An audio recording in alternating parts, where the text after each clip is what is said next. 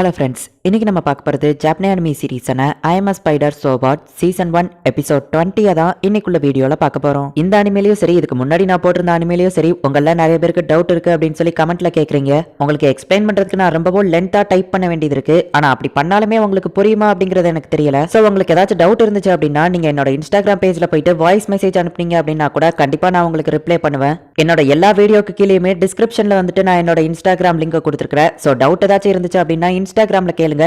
சரி, வாங்க நம்ம இன்னைக்குள்ள கதைக்குள்ள போலாம். இன்னைக்கு நம்ம பார்க்க போறது ஐ M spider so what season 1 episode 20. நம்ம ஹீரோயினுக்கு படையெல்லாம் வச்சு நம்ம ஹீரோயினை இப்ப எல்லாருமே வழிபட ஆரம்பிச்சிட்டாங்க. அப்ப பார்த்தா வேற ஒரு கண்ட்ரில இருந்து ஒரு அபிஷியல் மெம்பர் அந்த இடத்துக்கு வந்து, ஓ நீ தான் அந்த நைட் மேர் ஆஃப் தி லேபிரின்த் மான்ஸ்டரா, நீ தானே அந்த ஃபோர்ட்டை உடைச்ச, நீ இனிமே எங்க கண்ட்ரிக்கு தான் சொந்த, ஒழுங்கு மரியாதையா வந்துரு அப்படின்னு நம்ம சொல்லவோ நம்ம ஹீரோயினுக்கு அவ பேசுறதுல 1-2 மட்டும் புரியுது. ஃபோர்ட் அப்படின்னு நம்ம சொல்லவோ, ஒருவேளை நான் உடைச்ச அந்த ஃபோர்ட்டை தான் இவன் கண்டுபிடிச்சு இங்க வந்துட்டானோ அப்படின்னு சொல்லி நம்ம ஹீரோயின் பயப்படுறா. சாரி பாத்துக்கிடலாம், நான் அதை உடைக்கவே இல்லை அப்படின்னு சொல்லி நம்ம ஹீரோயின் சமாளிக்கலாம் ட்ரை பண்றா. இந்த மான்ஸ்டர் எங்க கண்ட்ரிக்கு தான் சொந்தம் அப்படின்னு சொல்லி அவன் சொல்றான். ஆனா அவன் பேசுறது எதுவுமே நம்ம ஹீரோயினுக்கு புரியல. கடவுளை எங்க இருந்து கொண்டு போக விட மாட்டா அப்படின்னு சொல்லி மக்கள் போராட ட்ரை பண்ணவும் அவ ஆளுங்களை வச்சு மிரட்டிட்டு, எங்க கிங்டம் எடுத்து உங்களால எதுவும் பண்ண முடியாது, இந்த மான்ஸ்டர் எங்களுக்கு தான் சொந்தம், ஹே மான்ஸ்டர் ஒழுங்கு மரியாதையா எங்க கூட வா அப்படின்னு சொல்லி அவன் மிரட்டுற மாதிரி பேசவும் அவன் பேசுறது என்னங்கிறது எனக்கு புரியல. ஆனா அவன் மூஞ்ச பார்க்கும்போது அவன் ஏதோ வில்லத்தனமா பேசுற மாதிரி தெரியுது அப்படின்னு நம்ம ஹீரோயின் தர்பூசணியை சாப்பிட்டு அந்த சீட்ஸை வச்சு அவங்கள அட்டாக் பண்ணிட்டு அந்த பழத்தெல்லாம் மூட்டை முடிச்சு கட்டி அங்க இருந்து கிளம்பவோ, ஏ மான்ஸ்டர் திரும்ப வா அப்படின்னு சொல்லி அவன் கத்துறான். இங்க நம்ம சோஃபியாவோட அப்பாவை காட்டுறாங்க. அவனுக்கு இன்னும் நிறைய லெட்டர்ஸ் வந்துகிட்டே இருக்கு. வேற வேற கண்ட்ரீஸ்ல இருந்து அந்த மான்ஸ்டர் பாக்குறதுக்காக இங்க வந்துட்டு இருக்காங்க. சில கண்ட்ரீஸ்ல அது ஒரு டிவைன் பீஸ்ட்னு சொல்லி அவங்க வச்சுக்கணும்னு பாக்காங்க. சில கண்ட்ரீஸ்ல அது என்னதான் இருந்தாலும் ஒரு மான்ஸ்டர், அதை நம்ம அழிக்கணும் அப்படின்னு சொல்லி அவங்களுக்கு சொந்தமாக்கணும்னு பாக்காங்க. இப்ப நம்ம ஹீரோயின் கிட்ட பிரச்சனை பண்ணவன் கிங்டம் ஆஃப் ஃபோர்த்ல இருந்து ஒரு ரெப்ரசன்டேட்டிவா வந்திருக்கான். அவன் எப்பவுமே பிரச்சனை மட்டும் தான் பண்ணிட்டு இருக்கான். சார் பிரச்சனை பண்றதுக்காகவே இவரை அனுப்பி வச்சிருப்பாங்களோன்னு எனக்கு தோணுது அப்படின்னு சொல்லி சோஃபியா அப்பா கிட்ட வேலை பார்க்கறவன் சொல்றான். என்ன தைரியம் இருந்தா அந்த ஸ்பைடர் மான்ஸ்டர் என்னையவே இன்சல்ட் பண்ணும், நீங்க என்ன மெத்தட வேணாலும் யூஸ் பண்ணுங்க, என்ன மெத்தட வேணாலும் அதை புடிச்சு கொண்டு வாங்க அப்படின்னு சொல்லி அவன் ஆளுங்களை அனுப்பி வைக்கிறான். அந்த மான்ஸ்டர் நான் எப்படி மத்தவங்களுக்கு சொந்தம்னு சொல்ல முடியும், அது ஒரு மான்ஸ்டர். அது போக அந்த கிங்டம் ஆஃப் ஃபோர்த்ல இருந்து வந்திருக்கிற ஆளுங்களை பார்க்கும்போது அவங்க வேணும்னே நம்ம கிட்ட பிரச்சனையை கிரியேட் பண்ணி வார ஸ்டார்ட் பண்ண போறாங்களோன்னு எனக்கு தோணுது.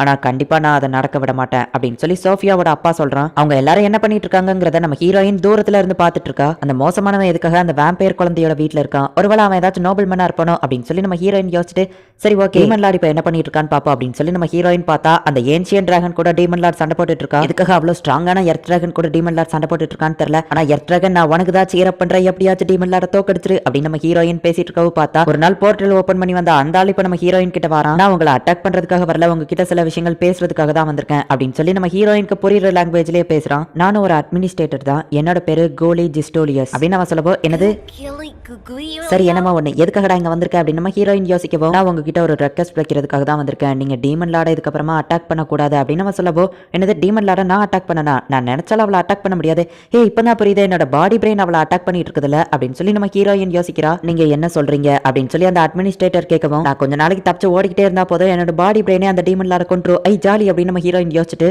அது வந்துங்க சாரி என்னால முடியாது, ஏன்னா டீமன் லார்ட அட்டாக் பண்றது நான் இல்ல ஒரு வகையில அது நான் தான், அது என்னோட இன்னொரு நான், என்னோட பேரலல் மைண்ட், அது ஏன் கண்ட்ரோல்ல இல்ல அப்படின்னு நம்ம ஹீரோயின் சொல்லவோ, ஓ சிச்சுவேஷன் என்னன்னே தெரியாம நான் உங்ககிட்ட இந்த ரெக்வெஸ்ட் கேட்டதுக்கு என்ன மன்னிச்சிருங்க அப்படின்னு அந்த அட்மினிஸ்ட்ரேட்டர் சொல்றா. நம்ம ஹீரோயின் யோசிச்சுட்டு இருக்கவும், இன்னொரு ரெக்வெஸ்டும் இருக்கு, நீங்க தான் இப்ப இந்த உலகத்திலேயே ரொம்பவும் ஸ்ட்ராங்கான ஆளா மாறிட்டு இருக்கீங்க. சோ இந்த மனுஷங்களோட விஷயத்துல நீங்க தலையிடாம இந்த இடத்துல இருந்து வேற ஒரு இடத்துக்கு போக முடியுமா, ஏன்னா நீங்க மனுஷங்க விஷயத்துல தலையிடுறது இந்த உலகத்துல சில விஷயங்களை பாதிக்கும் அப்படின்னு சொல்லி அவர் ரெக்வெஸ்ட் பண்ணி கேட்கவும், விஸ்டம் ஸ்கில் இருக்கிறதுனால இந்த உலகம் என்ன நடக்க போகுது, இந்த உலகம் எப்படி அழிய போகுதுங்கிறது எனக்கு தெரியும். இவர் இவ்வளவு சீரியஸா கேட்காருனா நானும் கண்டிப்பா ஒரு சீரியஸான பதில தான் சொல்லியாகணும் அப்படின்னு சொல்லிட்டு, சாரி என்னால முடியாது அப்படின்னு நம்ம ஹீரோயின் சொல்லவும், ஏன்னு தெரிஞ்சுக்கிடலாமா அப்படின்னு சொல்லி அவன் கேட்கறான். அது எனக்கு சரியா தெரியல, ஆனா உங்களுக்கு என்ன தோணுதோ நீங்க அதை பண்ணுங்க அப்படின்னு சொல்லி நம்ம ஹீரோயின் சொல்றா.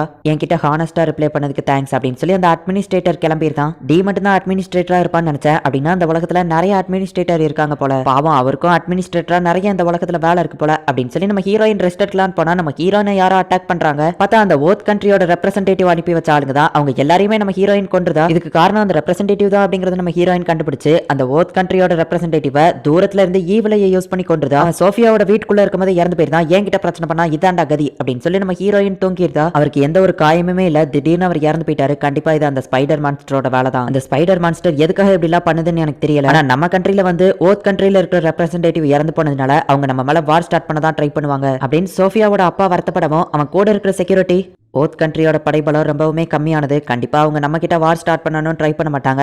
அது போக ஸ்பைடர் மான்ஸ்டர் கிட்ட வச்சுக்கிட்டா என்ன நடக்குங்கிறது இப்போ அவங்களுக்கு தெரிஞ்சிருக்கும். சோ கண்டிப்பா அவங்க வார் ஸ்டார்ட் பண்ண வாய்ப்பு இல்ல அப்படின்னு சொல்லி அந்த செக்யூரிட்டி செலவோ. ஆனா அந்த ஓத் கண்ட்ரி ரெப்ரசன்டேட்டிவ் அனுப்பி வச்சதை பார்க்கும்போது அவன் ஒரு நோபல்மேன் மாதிரியே தெரியல, அவன் பிரச்சனைக்காகவே அனுப்பி வைக்கப்பட்ட மாதிரி தெரிஞ்சது அப்படின்னு சோஃபியா அப்பா பேசிட்டு இருக்கும் போதே பார்த்தா, சார் பெரிய பிரச்சனை, ஓத் கண்ட்ரி நம்ம மேல வார் தொடுக்குறாங்க, அது போக 2 கண்ட்ரி அவங்களுக்கு சப்போர்ட் பண்ணி அவங்க சோல்ஜர்ஸ் தான் வந்துட்டு இருக்காங்க அப்படின்னு சொல்லி அவன் இன்ஃபார்ம் பண்ணவும் சோஃபியா அப்பா என்ன பண்றதுன்னு தெரியாம யோசிச்சுட்டு இருக்கான். ஆளுங்கெல்லாம் வாருக்காக வந்துட்டு இருக்காங்க, அந்த வேம்பயர் அப்பா என்ன பண்றான்னு பாப்பா அப்படின்னு நம்ம ஹீரோயின் பார்த்தா அவன் சோகமா உட்காந்துருக்கான். இது எல்லாமே என்னோட மிஸ்டேக் தான் நினைக்கிறேன், அவனை நான் கொன்னதுனாலதான் இவங்க இந்த கண்ட்ரி மேல வார் தொடுக்குறாங்கன்னு நினைக்கிறேன். மனுஷங்க பிரச்சனையில தேவையில்லாம தலையிடக்கூடாதுதான், இருந்தாலும் அந்த வேம்பயர் பண்ண நான் தான் காப்பாத்தணும். சோ நான் அவங்க எல்லாரையுமே கொல்ல போறேன், அது போக எனக்கு பெரிய டின்னரும் கிடைச்சிருச்சு அப்படின்னு சொல்லி நம்ம ஹீரோயின் ஜாலியா ஆவரா. நம்ம ஹீரோயின் நின்னுட்டு இருக்கிற மரத்தை காட்டுறாங்க. இதுல நமக்கு இன்டைரக்டா ஒரு விஷயத்த சொல்ல வராங்க. காலங்கள் பல உருண்டோடுது, அந்த சோல்ஜர்ஸ் அந்த சிட்டியை நோக்கி வந்துட்டு இருக்காங்க. ஆக்சுவலி இது 10 வருஷத்துக்கு அப்புறமா. ஏன் அப்படின்னு பாத்தீங்கன்னா இந்த இடத்துல ஹியூகோ தான் அதை வழி நடத்திட்டு இருக்கான். எல்ஃப் வில்லேஜ்ல போய் ஷோனை பிடிக்கிறதுக்காக அந்த சிட்டி வழியா தான் அவன் போயாகணும். இங்க ஷோனை காட்டுறாங்க. ஜூலியஸோட ஸ்கார்ஃப் இப்ப அவன் கட்டிட்டு வா ஹியூகோ மோதி பாத்திரலாம் அப்படின்னு சொல்லி ஷோன் ரெடியா இருக்கிறான். இப்பதான் நமக்கு மிஸ் ஓகாவை காட்டுறாங்க. அவ ரொம்பவுமே சோகமா படுத்திருக்கிறா. நான் எது நடக்க கூடாதுன்னு நினைச்சனா அதுவே தான் நடக்குது, நானே என் ஸ்டூடெண்ட்ஸ் ஆபத்துல மாட்டி விட்டுட்டேன்னு நினைக்கிறேன். ஜப்பான்ல நான் கிளாஸ் எடுத்துட்டு இருந்தேன், திடீர்னு பார்த்தா ஒரு குழந்தையா மாறி இருந்தேன். அப்பதான் எனக்கு ஒரு பெரிய ஆச்சரியம் இருந்துச்சு. ஏன்னா என்னை தூக்கி கொஞ்சிட்டு இருந்தவங்களுக்கு காது ரொம்பவுமே பெருசா இருந்துச்சு. அப்பதான் எனக்கு புரிஞ்சுது அவங்க எல்லாரும் எல்ஸ்னு. ஜப்பான்ல நான் ஒரு டீச்சரா இருந்தேன். என்னோட ஸ்டூடெண்ட்ஸ்க்கு பிடிச்ச டீச்சரா இருக்கணும்னு சொல்லி பசங்களுக்கு என்னெல்லாம் பிடிக்குமோ அதெல்லாம் தேடி தேடி செஞ்சேன். அவங்களுக்கு பிடிச்ச மாதிரியான கேம்ஸ், அனிமே இது எல்லாத்தையுமே கத்துக்கிட்டேன். பசங்களுக்குமே என்ன ரொம்பவும் பிடிச்சிருந்துச்சு. சோ நான் சாகும்போது எனக்கு எந்த ஒரு வருத்தமுமே இல்ல, ஒரு நல்ல டீச்சரா தான் இறந்து போயிருக்கேன். அதுக்கப்புறம் பார்த்தா நான் ரீஎன்கார்னேஷன் ஆயிருந்தேன். ஏதோ அந்த அனிமேல எல்லாம் வர மாதிரி இருந்துச்சு. என்னோட டீச்சரா இருந்த பாஸ்ட் லைஃப் மெமரிஸ் எல்லாமே எனக்கு இருந்துச்சு. ஒரு டீச்சரா என்னோட ஸ்டூடெண்ட்ஸை ப்ரொடெக்ட் பண்ண வேண்டியது தான் என்னோட கடமை. என்கிட்ட மட்டும் தனியா ஒரு ஸ்கில் இருந்துச்சு, அதுக்கு பேர் தான் ஸ்டூடெண்ட் ராஸ்டர். என்னோட எந்த ஸ்டூடெண்ட்ஸ்லாம் ரீஎன்கார்னேஷன் ஆயிருக்காங்க, அவங்க இப்போ எங்க இருக்காங்க, அவங்களோட ப்ரெசென்ட் பாஸ்ட் ஃபியூச்சர் எல்லாத்தையுமே என்னால் தெரிஞ்சுக்கிட முடியும். அப்படி நான் என்னோட ஸ்டூடெண்டோட ஃபியூச்சரை பார்த்ததுல அவங்க எல்லாருமே எப்போ இறந்து போவாங்கிறது எனக்கு தெரிஞ்சது. என்னோட ஸ்டூடெண்ட்ஸ் நான் எப்படியாச்சும் காப்பாற்றணும்னு நினைச்சேன் அப்படின்னு சொல்லி மிஸ் யோகா யோசிக்கிறா. டெலபதி ஸ்கில்லாவா வாங்குறா. காப்பாத்துங்க காப்பாத்துங்க அப்படின்னு அவ டெலபதி மூலியமா சொல்லவோ ஃபட்டிமஸ்க்கு அது கேட்குது. அவன் அந்த இடத்துக்கு வந்து பார்க்கறான். அந்த டைமிங்ல எனக்கு வேற யார்கிட்ட ஹெல்ப் கேட்கறதுன்னு தெரியல. டெலபதி மூலியமாவே நான் டீச்சர், ரீஎன்கார்னேஷன், என்னோட ஸ்டூடெண்ட்ஸ் ஆபத்துல இருக்கிறது எல்லாத்த பத்தியுமே ஃபட்டிமஸ் கிட்ட சொன்னேன். அவனும் எல்லாரையும் காப்பாத்துறேன் அப்படின்னு சொன்னா. பாதி பேரை நாங்க காசு கொடுத்து வாங்கினோம், பாதி பேரை கிட்னாப் பண்ணோம். என்னோட ஸ்கில்னால 2 விஷயங்களை மட்டும் பண்ண முடியாது, என்னோட பிரசன்ட் பாஸ்ட் ஃபியூச்சரை என்னால பார்க்க முடியாது, அது போக என்னோட ஸ்டூடெண்ட்ஸ் கிட்டே அவங்களோட ஃபியூச்சர் இதுதாங்கிறத சொல்ல முடியாது. என்னோட ஸ்டூடெண்ட்ஸ்க்கு நான் இப்படி பண்றது பிடிக்கல, அவங்க என்ன வெறுக்க ஆரம்பிச்சாங்க. ஆனா அவங்க சாகிறதுக்கு இது எவ்வளவு மேலுன்னு தான் நான் நினைச்சேன். ஆனா நான் எது நடக்கக்கூடாதுன்னு நினைச்சனோ அதுதான் இப்ப நடந்துட்டு இருக்கு. அப்படின்னா நான் இத்தனை வருஷமா செஞ்ச எல்லா விஷயமும் தப்பு தானா? ஒரு டீச்சரா என்னோட ஸ்டூடெண்ட்ஸை என்னால ப்ரொடெக்ட் பண்ண முடியுமா அப்படின்னு ஓகா யோசிக்கிறா. எல்ஃப் வில்லேஜ் நோக்கி சோஃபியா ஆளுங்களை கூட்டிட்டு வந்துருக்கா. நீ எத்தனை பேரை கொலை பண்ண முடியுமா அத்தனை பேரை கொலை பண்ண அப்படின்னு சொல்லி டீமன் லார்ட் ஆர்டர் கொடுக்குறா. முக்கியமான ஆளுங்க எல்லாரையுமே நமக்கு காட்டுறாங்க.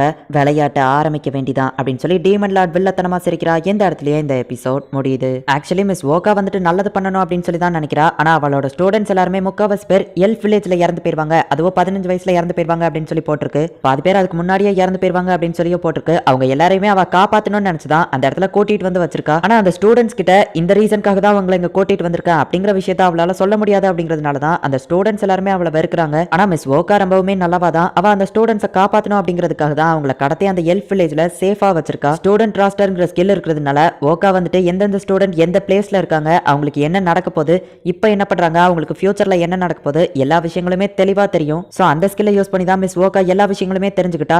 அதனால தான் மற்ற ஸ்டூடெண்ட்ஸ் கேட்கும்போது அவளால சொல்ல முடியாது அப்படிங்கிறதுனால அது ஒரு சீக்ரெட்னு சொல்லி மற்ற எந்த ஸ்டூடெண்ட்ஸ் கிட்டயும் எந்த ஒரு விஷயத்தையும் சொல்லல. அப்படின்னா நம்ம ஹீரோயின் ஹீரோ பக்காபை இறந்து போயிட்டா அப்படிங்கிறது அந்த ஸ்கில் மூலியமா தான் மிஸ் ஓகாக்கு தெரிஞ்சது. அப்படின்னா கண்டிப்பா அது உண்மையா இருக்க தான் சான்ஸ் இருக்கு. அப்படின்னா ஷோன் இருக்கிற அந்த டைம் லைன்ல உண்மையிலேயே நம்ம ஹீரோயின் இறந்துதா போயிட்டாளா, ஒருவேளை டீமன் லார்ட் அவளை கொன்னுட்டாளா, என்னதான் நடக்குது அப்படிங்கறத போக போக இருக்கிற எபிசோட்ஸ்ல பார்த்து தெரிஞ்சுக்கோங்க. அண்ட் உங்களுக்கு இந்த வீடியோ பிடிச்சிருந்தது அப்படின்னா லைக் பண்ணிட்டு அப்படி மறக்காம நம்ம சேனலை சப்ஸ்கிரைப் பண்ணிருங்க.